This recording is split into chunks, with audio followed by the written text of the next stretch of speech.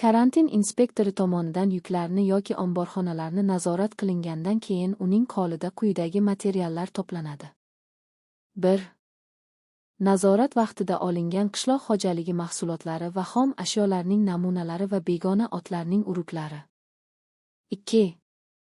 Nazorat qilingan partiyalardan qoldi yoki shubda olingan namunalar, kasallik belgilariga ega bo'lgan meva, tukkak, yong'oq, don namunalari. 3. Yukdan keyin qolgan tuproq namunalari. Barcha namunalar idishlar bilan birlashtirilib, orif qog'ozlari bilan oralishi, barcha ma'lumotlar yorliqqa yozilishi kerak. Agar namunalar karantin laboratoriyasida ekspertizadan o'tishi lozim bo'lsa, karantin laboratoriyasiga karantin obyektini aniqlash uchun deb yozib qo'yiladi. Namunalarni laboratoriyaga olib kelish jarayonida quyidagilarga e'tibor berish kerak. Namunalar laboratoriyada tekshirish uchun analiz olingan kuni keltirilishi shart. Qishda namunalarning laboratoriyaga olib kelish jarayonida uning muzlab qolmasligiga erishish kerak. Yozda hasharotlardan olingan namunalar efir ta'sirida harakatsizlantirilib olib kelinishi va keyin tekshirilishi lozim. Kasallangan o'simlik namunalarini yoki karantin begona otlarning uruklarini markaziy karantin laboratoriyasiga jo'natish uchun o'ziga xos talablarni bajarish kerak.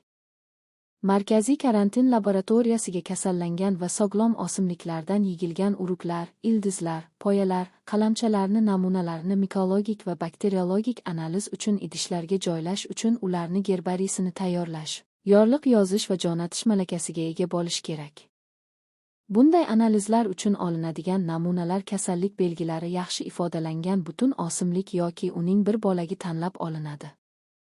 Har bir o'simlik namunasi yorliqqa ega bo'lishi kerak. Namunalarni terib olingan kuni qurib qolmagan holda jo'natilishi kerak.